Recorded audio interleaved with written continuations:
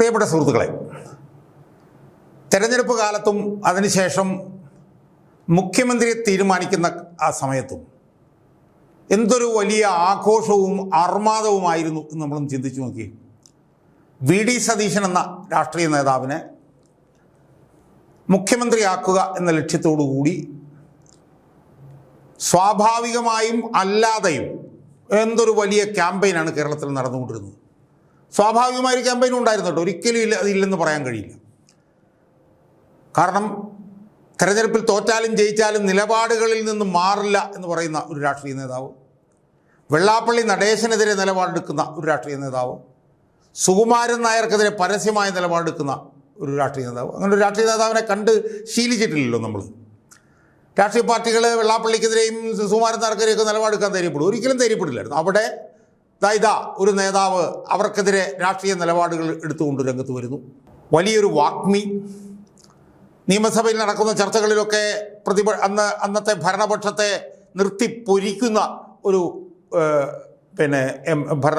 പ്രതിപക്ഷ MLA, പ്രതിപക്ഷ നേതാവ്, പണ്ഡിതോചിതമായി കാര്യങ്ങളെക്കുറിച്ച് സംസാരിക്കുന്നയാൾ, ഈ പറഞ്ഞ പോലെ വാഗ്മി, പുസ്തകങ്ങളുടെ ലോകത്ത് ജീവിക്കുന്നു എന്ന് അവകാശപ്പെടുന്ന ഒരാൾ.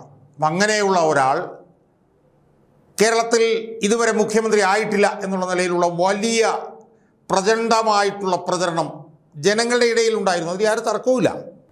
അതിന് സമാനമായി കൃത്രിമമായി വി.ഡി. സതീശന് വേണ്ടി സാമൂഹ്യ മാധ്യമങ്ങളിൽ സുസംഘടിതമായി നടന്നൊരു പ്രചരണം ഉണ്ടായിരുന്നു. സാമൂഹ്യ മാധ്യമങ്ങളിലും ഈ പറഞ്ഞ പോലെ ഓർഗാനിക്കായി പ്രചരണം നടന്നില്ലെന്ന് ഞാൻ പറഞ്ഞില്ല. പക്ഷേ അതിനേക്കാൾ ഉപരിയായി വി.ഡി. സതീശൻ എന്ന ഈ രാഷ്ട്രീയ നേതാവിനെ മുഖ്യമന്ത്രിയാക്കാനായിട്ട് വളരെ സുസംഘടിതമായി കോടികളുടെ പണം ചെലവഴിച്ച് സാമൂഹ്യ മാധ്യമങ്ങളിൽ വലിയ തോതിലുള്ള പ്രചരണമാണ് നടന്നുകൊണ്ടിരുന്നത്. പ്രത്യേകിച്ച് തെരഞ്ഞെടുപ്പ് കഴിഞ്ഞ് ആരാണ് മുഖ്യമന്ത്രിയാകുന്നുള്ള നിലയിൽ ഉള്ള ചർച്ചകൾ നടന്നുകൊണ്ടിരുന്ന സമയത്ത് വലിയ തോതിൽ ഈ പറഞ്ഞ പോലെ സുസംഘടിതമായിട്ടുള്ള പ്രചരണങ്ങൾ സാമൂഹ്യ മാധ്യമങ്ങളിലൊക്കെ നടന്നു. അവസാനം MLA-മാർ സാധാരണ കൂടുതൽ നിൽക്കുന്നവരാണ് മുഖ്യമന്ത്രിമാരാവാറ്. പക്ഷേ ഇവിടെ വിരലിലെണ്ണാവുന്ന MLA-മാർ പോലും അദ്ദേഹത്തിൻ്റെ കൂടെ ഇല്ലാതിരുന്നിട്ട് പോലും വി.ഡി. സതീശന് പൊതുമണ്ഡലത്തിലൊക്കെയുള്ള പിന്തുണ പരിഗണിച്ച് കോൺഗ്രസിൻ്റെ ദേശീയ നേതൃത്വത്തിന് കെ.സി. വേണുഗോപാലിനെ തള്ളിക്കളഞ്ഞിട്ട് വി.ഡി. സതീശനെ മുഖ്യമന്ത്രിയാക്കേണ്ടി വന്നു. തെരഞ്ഞെടുപ്പ് ഫലം വന്നപ്പോൾ എന്താ സംഭവിച്ചത്? ഐതിഹാസികമായിട്ടുള്ള വിജയം. ഒരുപക്ഷെ കേരളത്തിൽ 4-5 തെരഞ്ഞെടുപ്പ് എടുത്ത് നോക്കിയാൽ ഇത്രയും വലിയ വിജയം ഉണ്ടായിക്കാണ്. കേരളത്തിൽ ഒരുപക്ഷെ UDF ഇത്രയും വലിയൊരു വിജയം ഉണ്ടായി കാണുമോ എന്നുള്ളത് തന്നെ സംശയമാണ്. LDF ഉണ്ടായെന്നുള്ളതും സംശയമാണ്. 100 സീറ്റ് വരെയൊക്കെയുള്ള വിജയമാണ് LDF ഉണ്ടായിട്ട്. UDF 102 പേരുടെ വിജയം, 64 MLA-മാർ കോൺഗ്രസിന്, 3 ഇടതുപക്ഷ സ്വതന്ത്രർ ഉൾപ്പെടെയുള്ളവർ. ലീഗ് എന്ന് പറഞ്ഞിട്ടുള്ള രാഷ്ട്രീയ പാർട്ടി 27 സീറ്റിൽ മരിച്ച് 27 സീറ്റിലും അവർ വിജയിച്ചു. CPM-ൻ്റെ കോട്ട കൊത്തളങ്ങളിലൊക്കെ വലിയ വിജയം UDF നേടി. ഏതാണ്ട് 1 കോടിയിൽ പരം വോട്ടാണ് UDF-ന് ലഭിച്ചത്. CPM-ന് ഏതാണ്ട് 81 ലക്ഷം വോട്ട് മാത്രമാണ് കിട്ടിയത്. അങ്ങനെ ഐതിഹാസികമായിട്ടുള്ള ഒരു വിജയം നേടി. അങ്ങനെ വമ്പൻ പ്രതീക്ഷകളുടെ തേരിലേറി വി.ഡി. സതീശൻ എന്ന് പറയുന്ന മുഖ്യമന്ത്രി കേരളത്തിൽ അധികാരമേറ്റു. സുഹൃത്തുക്കളെ, ഇന്ന് മുഖ്യമന്ത്രി അധികാരമേറ്റിട്ട് 3 മാസം കഴിയുക. ഇന്ന് എവിടെ നിൽക്കുന്നു കാര്യങ്ങൾ എന്ന് നമ്മളൊന്ന് നോക്കിക്കേ. ഇന്ന് വി.ഡി. സതീശനെ മുഖ്യമന്ത്രിയാക്കാൻ വേണ്ടി ഇരുട്ട് വെളുക്ക പണിയെടുത്ത ലക്ഷക്കണക്കിന് പൊതുമണ്ഡലത്തിലുള്ള ജനങ്ങളിൽ ബഹുഭൂരിപക്ഷം പേരും ഇന്ന് അയാളെ ശപിക്കുകയല്ലേ സുഹൃത്തുക്കളെ? ആലോചിച്ച് നോക്കി, ശപിക്കുകയല്ലേ? ഇതെന്താണ് ഈ നടന്നുകൊണ്ടിരിക്കുന്നത് എന്നല്ലേ അവർ ചോദിക്കുന്നത്. യഥാർത്ഥത്തിൽ അധികാരത്തിൽ കയറി 3 മാസത്തിനുള്ളിൽ പ്രതിപക്ഷത്തിനെ ചതച്ച് ചമ്മന്തിയാക്കേണ്ട സമയത്ത് നിരന്തരം ആരോപണങ്ങൾക്ക് വിധേയനായി ശരശയ്യയിൽ കിടക്കുന്ന പോലത്തെ ഒരു അവസ്ഥയല്ലേ ഇന്ന് വി.ഡി. സതീശനുള്ളത്. ഞാൻ ഇതുവരെയുള്ള കാര്യങ്ങളൊന്നും പറയുന്നില്ല, കാരണം പറഞ്ഞു കഴിഞ്ഞാൽ ഒരുപാട് സമയം പോകും. ഇപ്പം ഏറ്റവും പുതിയതായിട്ടുണ്ടായ 2 കാര്യങ്ങൾ നമ്മളൊന്ന് എടുത്തു നോക്കിയ സുഹൃത്തുക്കളെ. കേരളത്തിലെ ഭരണഘടനാ തലവനാണ് കേരളത്തിൻ്റെ മുഖ്യമന്ത്രി. കഴിഞ്ഞ ഏതാനും ദിവസങ്ങളായി കേരളത്തിൽ എന്താ സംഭവിച്ചുകൊണ്ടിരിക്കുന്നത്? 2018-ന് തുല്യമായി പ്രളയ സമാനമായിട്ടുള്ള സാഹചര്യങ്ങൾ കേരളത്തിലെ പല ജില്ലകളിലും നിലനിൽക്കുകയല്ലേ. കോട്ടയത്തും ഇടുക്കിയിലും പത്തനംതിട്ടയിലും ഒക്കെ വലിയ പ്രളയ സമാനമായിട്ടുള്ള സാഹചര്യങ്ങൾ നിലനിൽക്കുന്നു. ഈ പ്രളയം 2018-ൽ പ്രളയം ഉണ്ടായപ്പോൾ അന്ന് പ്രതിപക്ഷ നേതാവായിരുന്ന ഉമ്മൻചാണ്ടി ആ വിഷയത്തിൽ എങ്ങനെയാണ് ഇടപെട്ടെന്നുള്ളത് നമുക്ക് മറക്കാൻ പറ്റുമോ സുഹൃത്തുക്കളെ? 3 മാസമേ ആയുള്ളൂ. ആ 3 മാസത്തിനുള്ളിൽ സത്യത്തിൽ ഈ 102 പേരുടെ ഭൂരിപക്ഷവുമായി രംഗത്ത് വന്ന വിജയിച്ച ഈ UDF സർക്കാർ ചെളിക്കുണ്ടിലേക്ക് വീണില്ലേ സുഹൃത്തുക്കളെ 3 മാസം കൊണ്ട്? ഞാൻ എല്ലാ വിഷയങ്ങളും എടുക്കുന്നില്ല, നേരത്തെ പറഞ്ഞ പോലെ സമയം പരിമിതി ഉള്ളതുകൊണ്ട് പറയാൻ പോയ ഒരുപാടുണ്ട്. ഈ പുതിയ 2 സംഭവങ്ങൾ നമ്മൾ നോക്കി. നമുക്കറിയാം, കഴിഞ്ഞ ഏതാനും ദിവസങ്ങളായി കേരളത്തിലുള്ള പ്രളയ സമാനമായിട്ടുള്ള സാഹചര്യം, 2018 പ്രളയത്തിന് തുല്യമായിട്ടുള്ള സാഹചര്യം പല ജില്ലകളിലും നിലനിൽക്കേണ്ട. എത്രയോ 8-9 പേര് മരിച്ചു, ഒരുപാട് പേരെ കാണാതായി, ഒരുപാട് വീടുകൾ തകർന്നു, 50,000-ത്തിലധികം ആളുകൾ ദുരിതാശ്വാസ ക്യാമ്പിലൊക്കെ കിടക്കുന്ന ഈ സമയത്ത് 2018 പ്രളയം വന്നപ്പോൾ അന്ന് പ്രതിപക്ഷ നേതാവായിരുന്ന ശ്രീമാൻ ഉമ്മൻചാണ്ടി അതിനെ സമീപിച്ചത് എങ്ങനെയാണെന്ന് നമ്മൾ ആലോചിക്കണം. അദ്ദേഹം കോൺഗ്രസിൻ്റെ ഒരു നേതാവായിരുന്നു, പ്രതിപക്ഷ നേതാവായിരുന്നു, പിന്നീട് മുഖ്യമന്ത്രിയായ ആളാണ്. എനിക്ക് ഓർമ്മയുണ്ട്, ഞാൻ ആ സമയത്ത് ഒരു ദിവസം ഇതിൻ്റെ ഇടയ്ക്ക് ഒരു ദിവസം 6 മണിക്കോ 7 മണിക്കോ മറ്റോ അദ്ദേഹത്തിന് എനിക്ക് വീട്ടിൽ ചെന്ന് കാണേണ്ടി വന്നു. ഞാൻ വീട്ടിൽ ചെല്ലുമ്പോഴത്തേക്കും അദ്ദേഹം ബനിയനൊക്കെ ഇട്ട് ഒരു ഷർട്ടുമൊക്കെ ഇട്ടിട്ട് ഷർട്ടിൻ്റെ ബട്ടൺ പോലും ഇടാതെ, അത് ഒരു ബട്ടണോ മറ്റോ ഇട്ടിരുന്നു. അദ്ദേഹം അവിടെ ഇങ്ങനെ അങ്ങോട്ടും ഇങ്ങോട്ടും ഉലാത്തുകയായിരുന്നു. ഞാൻ എന്ത് പറ്റിയ സാറേ? അല്ല ഷാജാനെ, അത് എറണാകുളത്ത് ഒരു 10-100 ആളുകൾ നിൽക്കുന്നു, അങ്ങോട്ട് വെള്ളം ഇരച്ച് കയറിക്കൊണ്ടിരിക്കുക, അവരെ രക്ഷപ്പെടുത്താനായിട്ട് നമുക്ക് ഒരു 5-6 ഫിഷിംഗ് ബോട്ടുകൾ കിട്ടുമോ? അദ്ദേഹം എന്നോട് ചോദിക്കുകയാണ്. ഞാൻ അന്തം വിട്ടുപോയി സത്യം.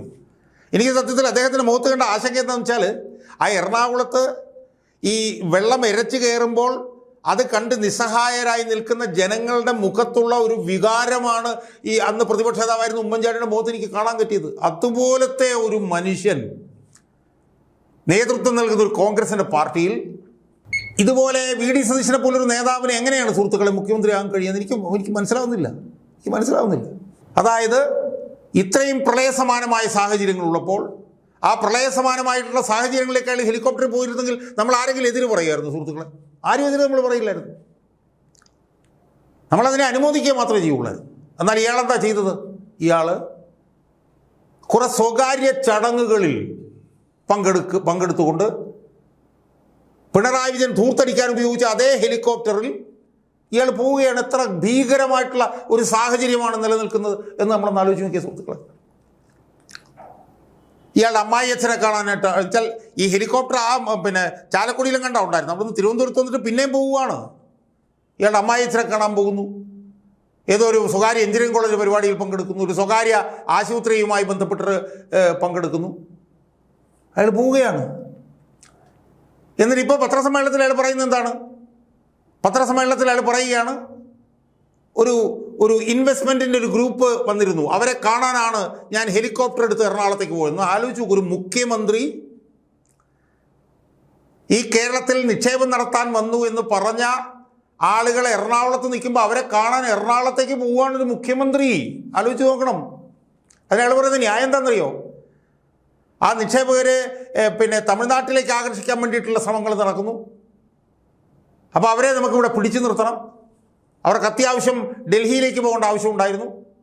അതുകൊണ്ട് അവരെ കാണാൻ താൻ എറണാകുളത്തേക്ക് ചെന്ന് ഇന്ന് ആലോചിച്ച് നോക്കും. നമ്മൾ ഒരു സംസ്ഥാനത്തിൻ്റെ മുഖ്യമന്ത്രി കേരളത്തിൽ വരാൻ പോകുന്ന ഒരു നിക്ഷേപക സംഘത്തെ കാണാനായിട്ട് എറണാകുളത്തേക്ക് ചെല്ലുന്നെന്നാണ് പറയുന്നത്.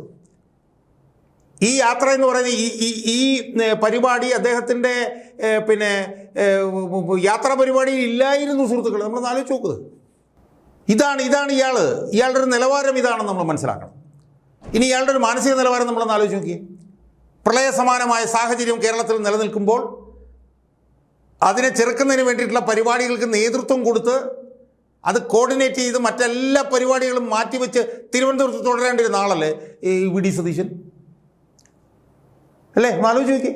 തിരുവനന്തപുരത്ത് തുടരേണ്ടിയിരുന്ന ആളല്ലായിരുന്നു സതീശൻ. അതിന് പകരം ചില്ലറ ചീള് പരിപാടികൾക്ക് അയാൾ ഹെലികോപ്റ്റർ എടുത്ത് പോവുകയാണ്. ഇനി ഹെലികോപ്റ്റർ എടുത്ത് പോകാനായിട്ട് അയാൾക്ക് യാതൊരു ഉളുപ്പൂര് ലജ്ജയില്ല. പ്രതിപക്ഷത്തിരുന്നപ്പോൾ ഈ ഹെലികോപ്റ്ററിനെ വിമർശിച്ചതാണ്. ആ വിമർശിച്ച് അതേ ഹെലികോപ്റ്ററിനെ എടുത്തുകൊണ്ട് അയാൾ പോവുകയാണ്. എത്ര തരം താഴ്ന്ന നിലവാരമാണ് ഈ മനുഷ്യനുള്ളത് എന്ന് നമ്മളൊന്ന് ആലോചിച്ച് നോക്കി. ഇനി രണ്ടാമത്തെ കാര്യം എന്താ? രണ്ടാമത്തെ കാര്യം, അയാൾ മലപ്പുറത്ത് ചെന്നിട്ട് മുസ്ലിം ലീഗിൻ്റെ ഒരു നേതാവ്, എന്തോ ഫൈസൽ ബാഫക്കി തങ്ങൾ എന്ന് പറഞ്ഞൊരു ഒരാളുടെ നേതാവിൻ്റെ വീട്ടിൽ ചെന്ന് ഡസൻ കണക്കിന് വിഭവങ്ങൾ മുമ്പിൽ ഒരുക്കി വെച്ചിരുന്ന് സദ്യ കഴിക്കുകയാണ് സുഹൃത്തുക്കളെ. സദ്യ കഴിക്കുകയാണ്. ഞാൻ അത്ഭുതപ്പെട്ടു പോയി. കാരണം പിണറായി വിജയനെ കുറിച്ചിട്ട് ഞാൻ ഇങ്ങനെ പറഞ്ഞിട്ടുണ്ട്, പഞ്ചനക്ഷത്ര സദ്യ കഴിക്കുന്ന മുഖ്യമന്ത്രി എന്ന് ഞാൻ പറഞ്ഞു പിണറായി വിജയനെ വിമർശിച്ചിട്ടുള്ള എനിക്ക് ഈ പഞ്ചനക്ഷത്ര സദ്യ കഴിക്കുമ്പോൾ ഇയാളെ വിമർശിക്കേണ്ടി വരികയാണ്. അന്ന് വിജയം കഴിച്ച സദ്യയ്ക്ക് തുല്യമായിട്ടുള്ള വിഭവസമൃദ്ധമായിട്ടുള്ള സദ്യ ഇയാളിരുന്ന് കഴിക്കുകയാണ് സുഹൃത്തുക്കളെ. ഒന്ന് ആലോചിച്ച് നോക്ക്, ഇത്ര ഭീകരമായിട്ടുള്ള ഒരവസ്ഥയാണ് ഉണ്ടാവുന്നത്. അയാളുടെ മാനസികാവസ്ഥ നമ്മളൊന്ന് നോക്ക്. കേരളത്തിൽ പ്രളയസമാനമായിട്ടുള്ള സാഹചര്യത്തിൽ ജനങ്ങൾ നട്ടം തിരിയുമ്പോൾ താൻ ഇങ്ങനെയൊക്കെ ചെയ്താൽ ജനങ്ങൾ തങ്ങളെ തന്നെ കുറ്റപ്പെടുത്തില്ലേ? താനൊരു സംസ്ഥാനത്തിൻ്റെ മുഖ്യമന്ത്രിയല്ലേ? താൻ ഇങ്ങനെ ചെയ്യാൻ പാടുണ്ടോ? താൻ ധൂർത്തെന്ന് പറഞ്ഞ ഹെലികോപ്റ്റർ എടുത്തുകൊണ്ട് താൻ പോകാൻ പാടുണ്ടോ? പോയാൽ തനിക്കെതിരെ വിമർശനം വരില്ലേ? പ്രളയസമാനമായ സാഹചര്യമുള്ളപ്പോൾ അത് ചെയ്യുന്നതിന് പോലെ താനൊരു വീട്ടിൽ പോയി വിഭവസമൃദ്ധമായിട്ടുള്ള ഭക്ഷണം കഴിച്ചാൽ അതിൽ വിമർശനം വരില്ലേ എന്നൊക്കെ ചിന്തിക്കേണ്ടതിന് പോലെ ഇയാൾ പത്രസമ്മേളനത്തിൽ വന്നിരുന്നിട്ട് പറയുകയാണ്, എന്താണെന്നറിയോ, അയ്യോ ഞാൻ ഇനി പട്ടിണി കിടക്കാം, ഞാനിനി ഭക്ഷണം കഴിക്കാം. അപ്പോൾ എന്തൊരു തറ നിലവാരത്തിലുള്ളൊരു മനുഷ്യനായിപ്പോയി എന്ന് സത്യം പറഞ്ഞാലുണ്ടല്ലോ അത്ഭുതം തോന്നുകയാണ് യഥാർത്ഥം. പിണറായി വിജയൻ പ്രളയകാലത്ത് പട്ടിണി കിടന്ന് നിരാഹാരം കിടക്കായിരുന്നു. നമ്മൾ എന്തൊരു അബദ്ധം പഞ്ചാംഗമാണ് ഇയാൾ വിളിച്ചു പറയുന്നത് ആലോചിച്ചു. സുഹൃത്തുക്കളെ, ഞാൻ കൂടുതൽ ദീർഘിപ്പിക്കുന്നില്ല. ഇയാൾ ഇത്രയും വലിയൊരു കപടനാണെന്ന്, ഇത്രയും വലിയൊരു ഇരട്ടത്താപ്പുകാരനാണെന്ന്, ഇത്രയും വലിയൊരു പൊള്ളയായ മനുഷ്യനാണ് എന്ന് സ്വപ്നത്തിൽ പോലും ഞാൻ ഇയാളെ നിരന്തരം വിമർശിച്ചുകൊണ്ടിരുന്ന ആളാണ്, വിചാരിച്ചിരുന്നില്ല എന്നാണ് എനിക്ക് സൂചിപ്പിക്കാറുള്ളത്. ഇയാൾ എല്ലാ ദിവസവും ഇയാൾ ഇരിക്കുന്ന കൊമ്പ് ഇങ്ങനെ മുറിച്ചുകൊണ്ടിരിക്കുകയാണ്. പത്രസമ്മേളനത്തിലൊക്കെ എന്താ ഇയാൾ ചെയ്യുന്നത്? ക്രിയേറ്റീവായിട്ടുള്ള എന്തെങ്കിലും ഒരു കാര്യം ഇയാൾക്ക് പറയാൻ പറ്റുന്നുണ്ടോ? പോസിറ്റീവായിട്ടുള്ള എന്തെങ്കിലും കാര്യം ഇയാൾക്ക് പറയാൻ പറ്റുന്നുണ്ടോ? ഒന്നുമില്ല.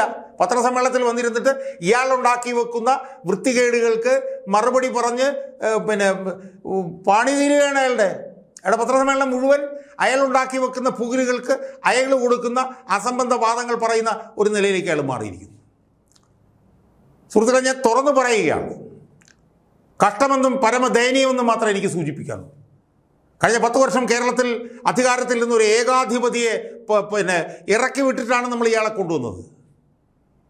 അയാളെ ഇപ്പം മാധ്യമങ്ങൾ ഉൾപ്പെടെ അയാളെ സ്തുതിക്കുന്ന ഒരു സ്ഥിതിയിലേക്ക് കാര്യങ്ങൾ പോയിരിക്കുന്നു. വിജയനെ സ്തുതിക്കുന്ന നിലയിലേക്ക് ഈ സതീശൻ കാര്യങ്ങളെ കൊണ്ട് എത്തിച്ചിരിക്കുന്നു എന്ന് പറഞ്ഞാൽ എത്ര ഗതികെട്ട അവസ്ഥയാണെന്ന് ആലോചിച്ച് നോക്ക്. പട പേടിച്ച് പന്തളത്ത് ചെന്നപ്പോൾ പന്തം കൊളുത്തി പട എന്ന് പറഞ്ഞതുപോലെ വി.ഡി. സതീശന് ഇങ്ങനെ പോയാൽ അധികകാലം ആ സ്ഥാനത്ത് തുടരാൻ കഴിയില്ല എന്ന് മാത്രമേ ഞാൻ ഈ അവസരത്തിൽ പറയാൻ ആഗ്രഹിക്കുന്നു.